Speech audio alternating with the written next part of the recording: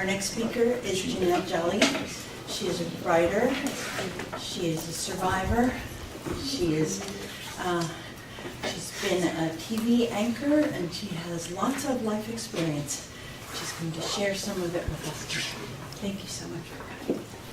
Thank you, Lois, and good evening, everyone. And thank you. I appreciate this opportunity to speak to you. It is an honor.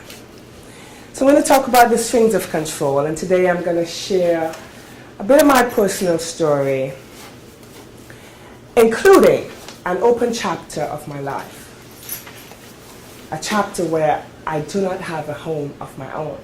I'm essentially homeless. And I would share also how one could surrender one's autonomy over one's life and what it takes to sever the strings of control and self-defeating feelings of helplessness, powerlessness. So last week, my phone stopped working. For 3 days, it just stopped. And some people thought I was avoiding them. And I didn't even bother to blame it on the phone because I realized that I needed a little time out. I needed time to reflect. I needed time to have a couple honest conversations with myself. And I think myself was kind of pleased with that. It worked out for me. Finally, the replacement phone came. So I went to T-Mobile, and I'm hoping, of course, that my all-important data can be retrieved. There's this thing called iCloud. So I'm like, you'll get it back, right? Because this phone, my old phone, would not turn on. It got to the Apple point and just stopped. And they said, yeah, as long as you have iCloud, it will be there. So I'm waiting, very late one night. And they're putting your password, and this and that.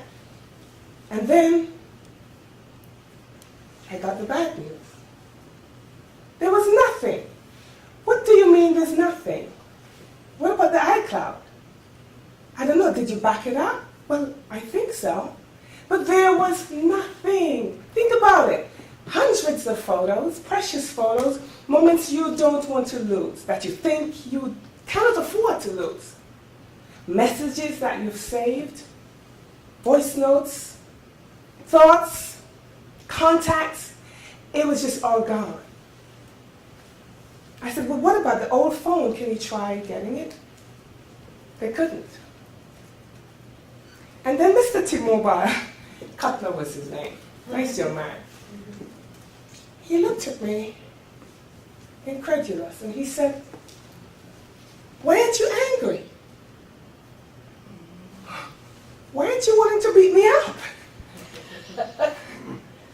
And I said, I just shrugged and I said, you know what? Maybe since I lost it, somehow I can live without it. Maybe I don't really need them. Because I still have my phone. I can take new pictures, right? New conversations. I can create again. I can begin again. And the more I thought about it, the more I realized I could really do without it. And perhaps sometimes we really need to delete some stuff from our lives. Or have them be deleted, whether we want them to or not. Because when you do that, you make room. You make room for new things, new life. There's newness every day. And not get stuck in what we think we can't live without. I lost some of the pictures that I wanted to share today. But I promise you that's okay. We can do without them. Because loss makes room for new visions, new life. So I've learned not to be afraid of loss. Because loss makes room for new gains. And I want to talk to you about that loss that I suffered almost 2 years ago. So I stood in a courtroom my 18-year-old son.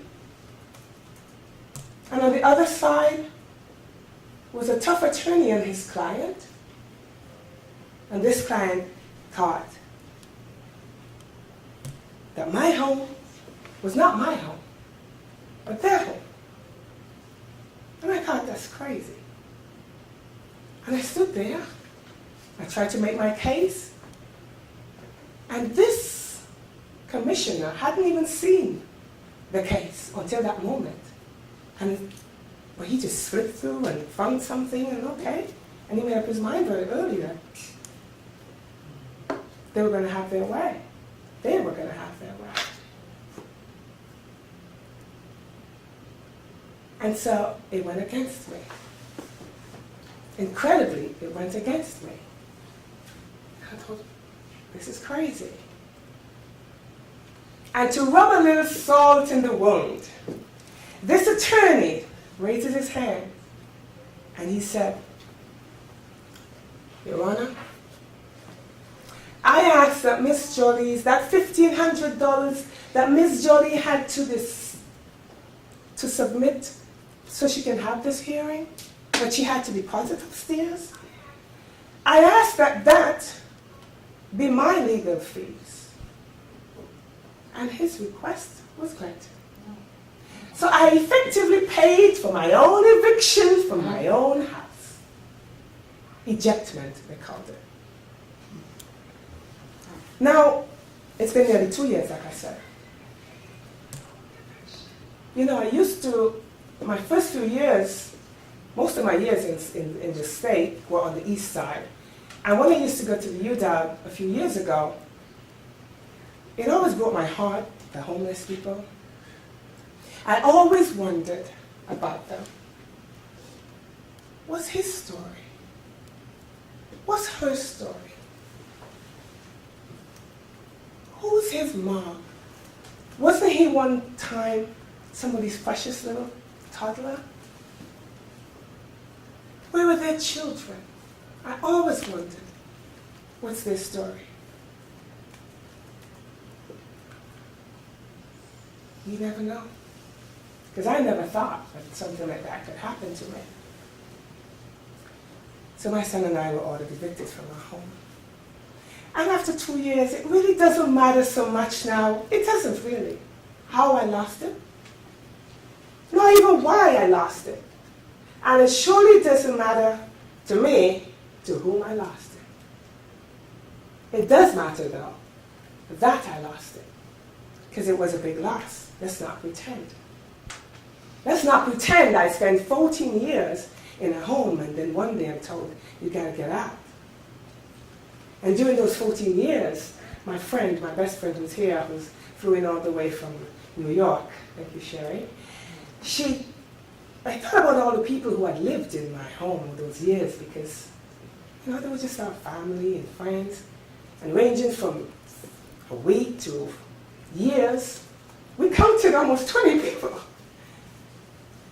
I have a lot of nieces and nephews too, you know. But I always liked my own space, so even within my house, I had a space carved out for myself. So when you come to my house, you can share my house, but there's my space. That's just mine. And you can be comfortable in the rest of my space, but this is just mine. My space was always important. My son always had a space of his own since he was a little boy. Always had a space. That was just important to me. But having lost our space, by this time he had just left for college. I thought, what now? And I went through all sorts of emotions. The shame, the pain, the embarrassment, this is crazy. What am I to do now? This is my home, and I held on to that for a while. And I thought, why? Why me? But I had been through so much over the years, and I was so much of a stronger person that people still wondered, how could you be so okay? How could you be so strong? And I'm like, this happened for a purpose. We'll find out, but trust me, it still was not easy. It's not been easy. And here I was having to have my pride chipped away. That needed to happen. Because now I had to rely on staying with a niece or staying with a friend or a sister. I wasn't used to that. Like my space. And when you take my space, that's a real blow. But I've been blessed. And I've had to learn that it's okay to receive kindness. It's okay to say thank you. Because I'm a giver. I love to serve. But I don't like to be served. Never like to be on the receiving end. So I'm thankful for the experience. And I'm thankful for a friend who would say, when Christmas was coming around, and I thought I'd have my home back by Christmas. God, I wanted to be home for Christmas. And then one day, I'm at a friend's and out of the blue, she said, I'm going out of town for about 17 days for Christmas. My home is your home away from home for you and your son. Thank you, Lindy. And I've watched my son over the last 2 years whenever he's with me, sleeping in other people's beds. And anytime he's at Nadine's house, he just has this glow on his face because that feels most like home. And he always says, Mama, I love it here. But I've watched him sleeping in several other people's beds. But that's okay. But after nearly 2 years, I focus not so much on what happened. I focus, in the words of Bishop T.D. Jakes, not on what I have lost, but what I have left. Not on the cruelty that I used to think was done to me. Oh no, it actually was a blessing. But what has happened in me and what can happen through me. And I adjust my lenses to find the beauty in the ashes. What's the message in the best? And above all, what's the purpose of the pain? Because you can lose it all, I have found. And you can be okay losing it all. I still have me, like I still have my phone. I still have my gifts. I still have my talents. I still have my creativity. I still have my life. I can build again. I can recreate again. You see, what would you do without you? What would I do without me? So you are really the only thing you cannot afford to lose. Because everything else can be replaced, but you can't replace you. I would say to my son, to my nieces, to my nephews, be the best you. William Shakespeare says, self-love, my liege, is not so vile a sin as self-neglecting. Own that self. Protect that self, that's important. Preserve that self, be your best self. But life circumstances, and sometimes other people, and sometimes you, can get in the way, can rob you of who you are. And that happened to me.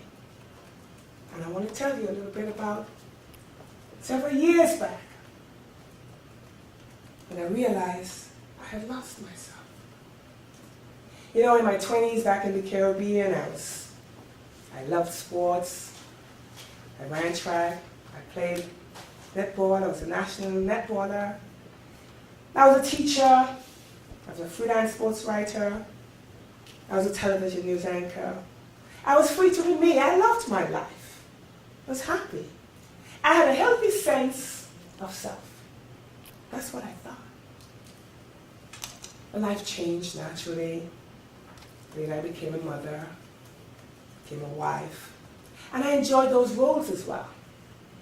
Nothing compares to being a mom, and that has been the most rewarding role of my life. But as a spouse, though, little by little I realized that I was losing me. And it took me a long while to realize what had happened to me. You see, marriage is a beautiful covenant. But it's a partnership. It's supposed to be a partnership, never an ownership. And no one is to enable their own self-demolition. I had a good life. All the things that money could buy. But emotionally and mentally, I found myself broken, helpless, depressed. I felt trapped. I had no power. My life was under someone else's total control. Who do you blame? I blamed the someone else. I blamed other people. But the catalyst came when I took an interpersonal communications class at Bellevue College. And this line from the first day really hit home. You are responsible for your own emotions. So I realized I had to stop blaming someone else for making me unhappy. After all, it was my life. Who else was responsible for my well-being than me? So I made a decision to fight for me. And I remember being asked, why can't you be happy? You have a beautiful house. You drive a nice car. You have a son. You have a husband. Why can't you be happy? And I remember replying, but I don't have me. And I decided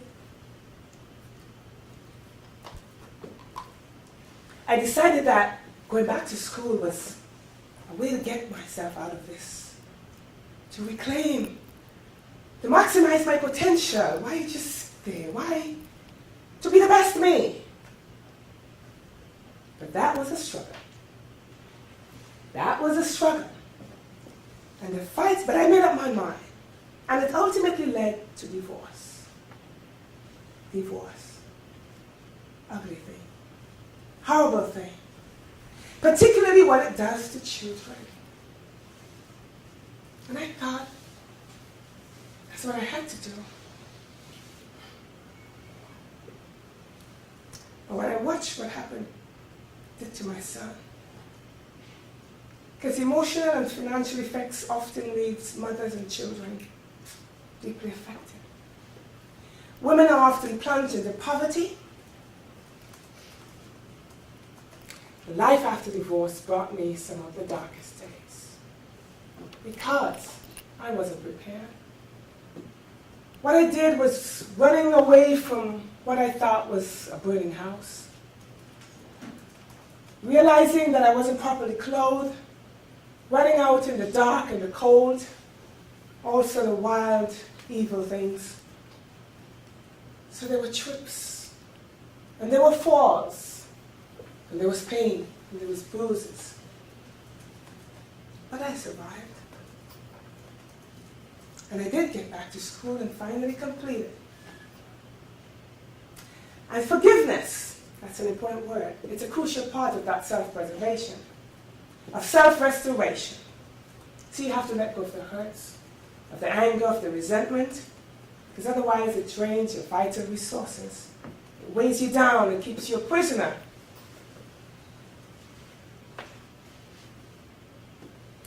Not just forgiving others, but forgiving yourself when you think you have let your own self down. See, you really shouldn't compete with anyone.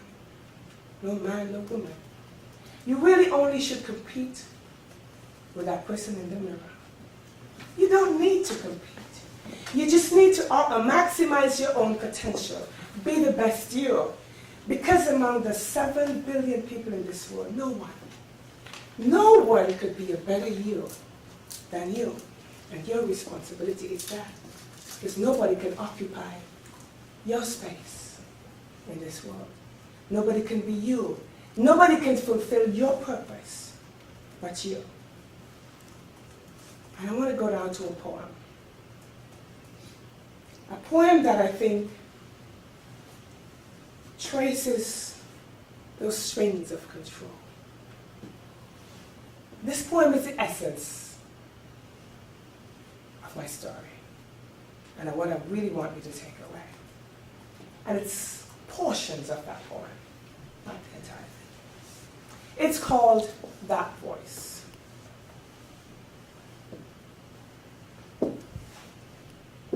That voice. That voice of the one who saw a little girl walking home alone from the river. That voice of the one who said, hey, walk up there, up through the shortcut to her house, up through the bushes where no one might see him following her, up there where he would tell her, take your clothes off and lay there. That voice.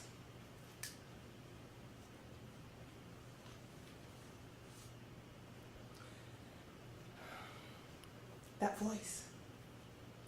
That voice that made her too afraid, too much in a dream, too numb, too much in a dream to scream. That voice. That voice that, even though now gone, was louder than that of her big sister, who couldn't understand. You were so close to home. Why didn't you cry out? That voice.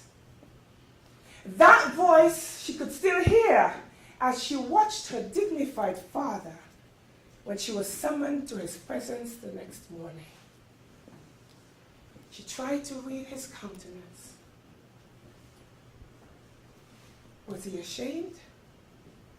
Was he angry? Was he in pain? Had she let him down? Was this her fault? That voice, why did she obey that voice?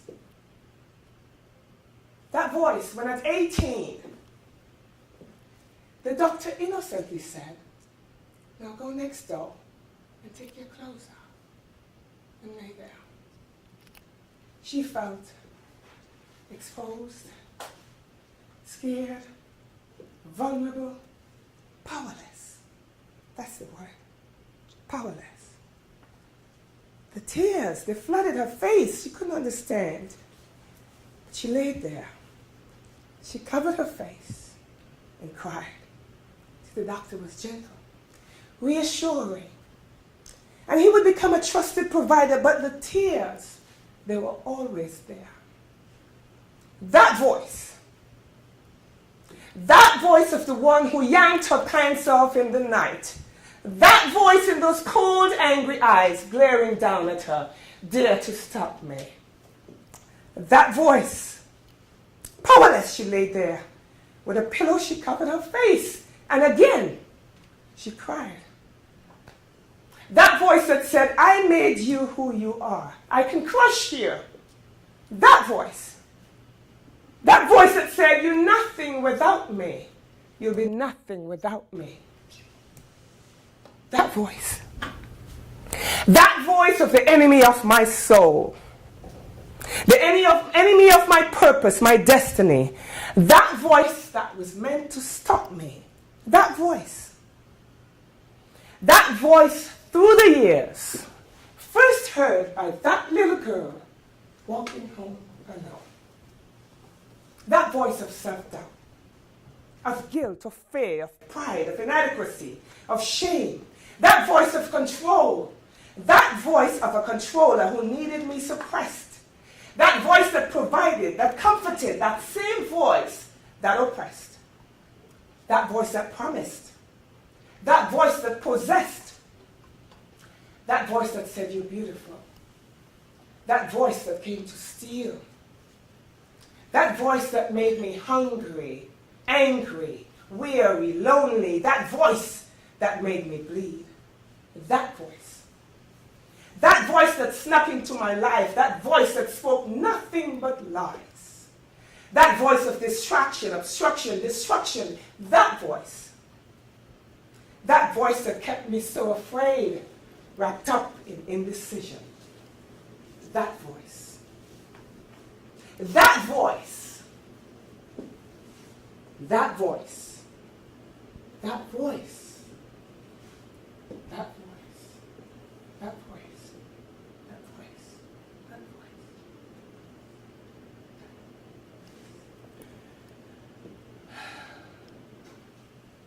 I don't hear it.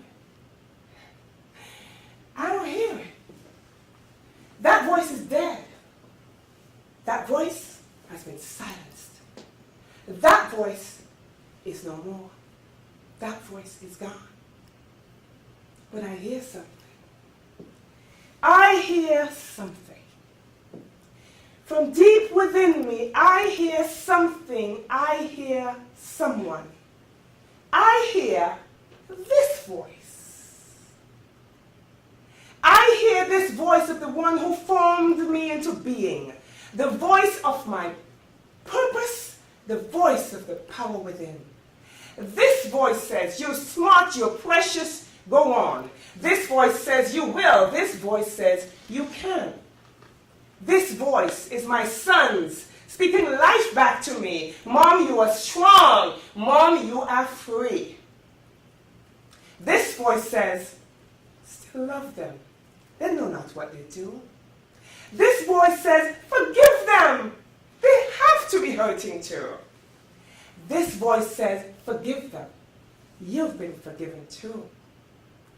This voice is my loved ones who've been standing by me. And that's someone who is destined to partner with me.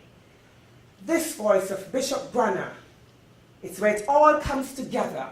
That smelting place where the drought is over. This voice says, I have renewed your mind.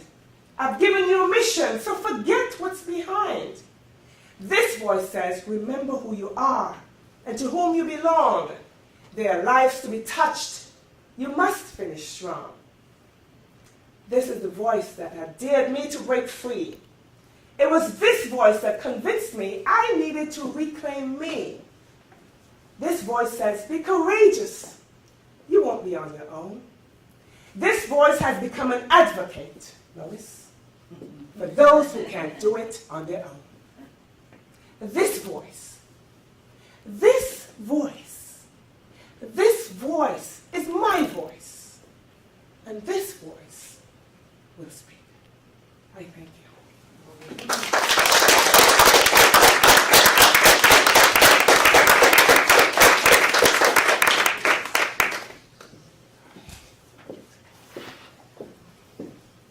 So we have a little time left. Do people have questions?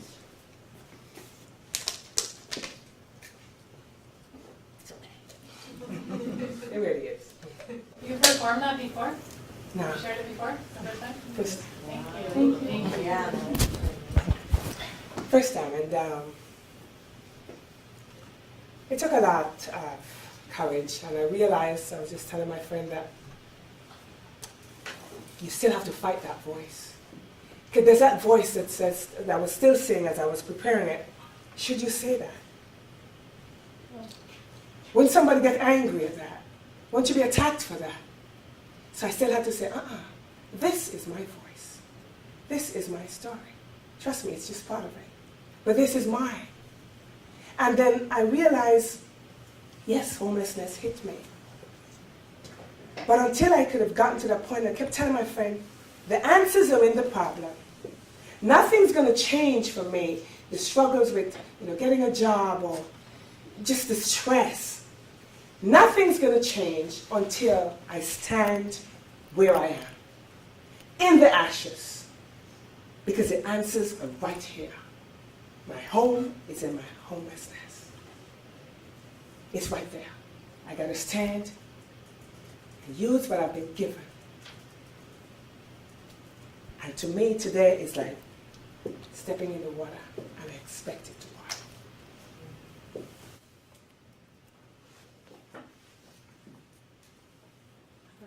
Yes. I'm going to try to articulate a comment. So very moving. And I'm a writer as well and a performer, and I'm thinking how to bring this kind of experience to the healthcare situation. Because I have two careers that I like to bring together. And one is thinking of the empathy you were talking about, what the other person may be going through, and we hear that, it's like, yeah, we've done it. Our patients come through the door and they're busy or they're, low income. But I think really understanding the complexity of the person. Someone could meet you or another patient somewhere and not know that, wow, she's a whole 30-minute poem in there about, articulating about how she feels like she got to this position in her life. Another person, it may seem, I guess it's easy to underjudge or kind of blanket over saying, our low-income patients or whatever, or maybe to blanket over with pity. It's the same thing, judge or pity, it's the same thing. It's not helpful, I think. So I was thinking, how it is that we can kind of click into that other kind of listening and perception, so we can, try to get into a clue of that whole, person's life or background. You only have 20 minutes or 30 minutes, with getting to know a patient. But yeah, it made me think of, you don't know what this whole other person's span of experience is. I mean, you get to know them over the years. But anyway, I just wanted to reflect on that, the healing aspect of performance and what, that person may have, just under the service, which may be the reason they're not coming to their appointments, or really they're not, taking the amount of insulin that you guys already talked about 10 times, they're not doing it. And you're just trying to figure out why, there could be a whole river of reasons. Not a question, but just thank you for performing and sharing your work. It's really moving. I think will really help open up the rest of us and help professionals to better understand our patients. And thank you so much for, your face helped me a lot. You were really into what I was saying. So every time I came to you, I saw that rawness and that you were so engaged, and that made a difference. Appreciate that. And to your comment, I remember when I was spent some time studying social work, I had to withdraw when my mom got sick and there was problems at home and all that. But I have a heart of a social worker, and perhaps I'll get back in, get my master's in social work. But one thing that stuck with me is the strengths perspective. The importance of just focusing, no matter where a person is, focusing on their strengths, and in that strength are the legs to climb out. So that came to mind as you were. Mm-hmm. So what do you think helped you? I think of some of our patients that it's so hard, put ourselves in their situation, but to give them some kind of hopefulness when so many things are falling apart, and families getting deported and they can't afford their to bus fare to come pick up the free medicine, or just so many things, and life's not working. So what? I'm just curious what you hang on to. What's the kind of Gotcha. the hanging on thing to make you be able to care for yourself better? Mm-hmm. It's been a long journey, and that part about losing myself and getting to that place where I wanted to fight to reclaim myself, that happened several years ago. That was like 2001, and when I realized I'm not really loving myself, I'm not putting on when I got to that place, and I said, I got to fight for me, and I did it. It was tough, but I did it, but that was just part of the journey. That was part of the journey. That was me realizing. I remember thinking, somebody said to me, "You'd be nothing without me." I'm like, the only me I'd be nothing without is me. I remember thinking that, saying that, and so I got the strength to say, hey, no, I have a healthy sense of who I am now. I know what I deserve, and so nothing is I can do it on my own. But I still didn't have all the resources. I mean, in a situation where you had no power in in a marriage, and you get out, you're floundering around. And after that point, it was just one layer. It got to finding my faith in my Creator. And that's what's been my strength, my faith. Not just the faith in myself, that I was created for a purpose, and I have to fight for myself, but that there's a force outside of myself that I can draw from. So a lot of it has been my faith, because I'm really a woman of faith. That's what has sustained me. And like I said, these last 2 years have been tough, but let's say going back 5 years, I would not have been able to survive what happened to me 2 years ago. So I had grown, and it's like there's nothing that can happen that I can't get over. I remember before that, my ex had said to me and seen me, he's like, and I remember saying, oh, you had me struggling here, and I'm talking about my son, and he looked at me and he said, you'd have to dress down a lot for anybody to think you're struggling. And I remember saying, well, I spent $5 for this and $10 for this. It's not in the clothes. It's not in the clothes. It's who I am. And my strength doesn't come from the fact that I don't have or I do have, or I have a lot or I don't have a lot. It's not about the clothes. It's about me. And now it's not just about me. It's about me and the purpose that I was created for. And in all of this, as I said, it's not what has happened, but what has happened in me. I'm stronger. I'm better. I'm more empathetic. I've been there. It's like, it seems that there's nothing I haven't gone through. And I feel, since I was like I became an auntie when I was 9. I have a lot of nieces and nephews, and they're all drawn to me. And now I feel I really have something to offer. I have lives to touch. I've heard that from professors over the years. I've heard that from my nieces. And it's time. So I look at the losing the home as what the eagle does in stirring up the nest, make it uncomfortable for the babies to get out and use their own wings. That's what I look at it as. Finally getting out of my comfort zone, pushing past that fear, having that boldness. Forget about the shame, being able to talk about what happened and what I survived, and being able, most of all, to help somebody else. Because that's what we're here for. We're not here for ourselves. Our life is not about ourselves. It's about others. And I'm thankful for that, getting there. Yes. What's next for you?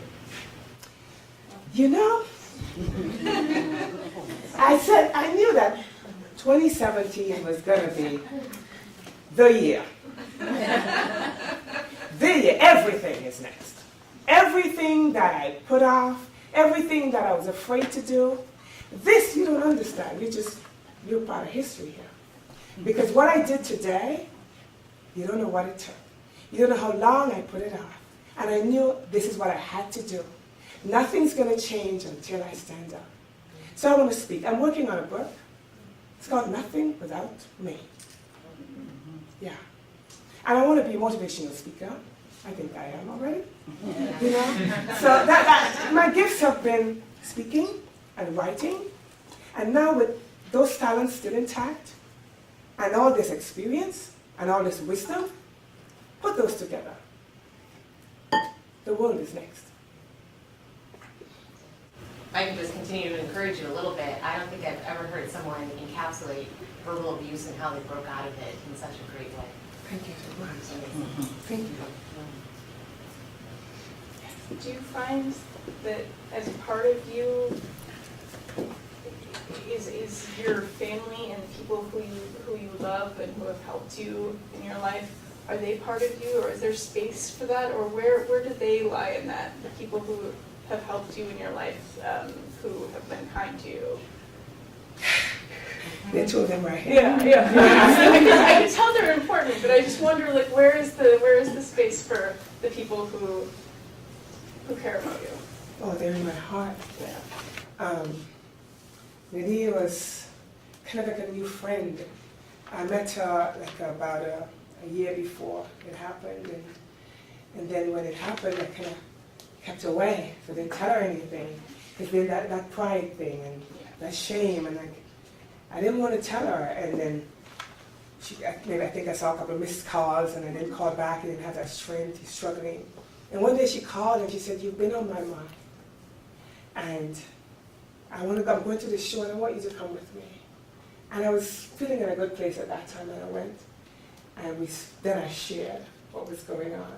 And so I got to see her heart and I realized what a blessing she was. And I told her recently, because she's helped me, been helping me like restructure things, and we're different, so we had to really learn. But she tried and she loved me. And she loved me, and she was there for my son, that safe place. And I told her recently, she said, "I really wanted to help you fix this. And I think, but you're doing things in a different way because you operate on a spiritual level and you have to hear and see things." And I said to her, we both got emotional when I said this. I said, "All my life, I've been a giver. All my life since I was a girl, giving of myself. My brothers, because I have 9 brothers, and I became an aunt at 9. And my brothers used to fight for me during the summers because they want me to babysit their children, And I said, "I've always been there, giver, giver, giver." And I said, "Don't underestimate what you've done for me. It's not about you fixing it. It's being fixed. But what you have been my Janelle. You have been my Janelle. I got to experience me on the other side. And that's what Nadine has been. And Sherry, my best friend, oh my God, she's everything. And my sister, Donna, and you want to talk, you want to cry, you want to, anything. So they've seen my journey. And what I find, it has inspired them. And they tell me that. It's like, "How could you do this? I don't know how you can do this." And it has inspired them, and I'm thankful that even in this, I can still be a light. And I just look forward to sharing my gratitude to them in the future. I said, "You guys are part of my story. You're going wherever I'm going, You're just in it." So they're very much there. They have become a big part of me, a bigger part of me than they ever were.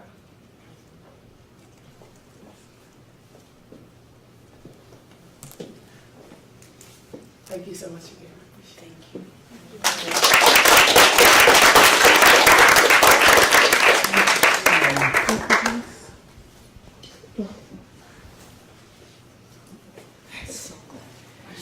She called us.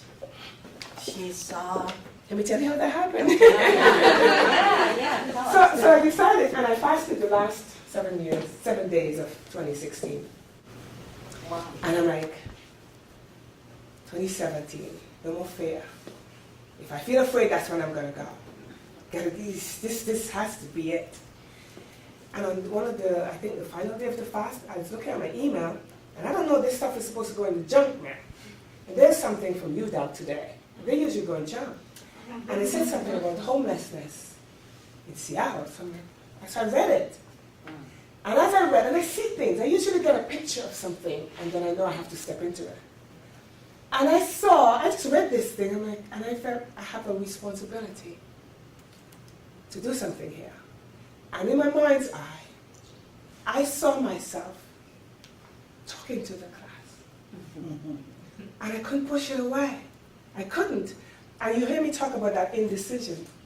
I get this great idea, and I know I should, and I just let it slip. And I couldn't pull away from this. I said, it's 2017, early, and here's this thing. I can't pull away. So I called. And then Lois emailed me back. And that's how this happened.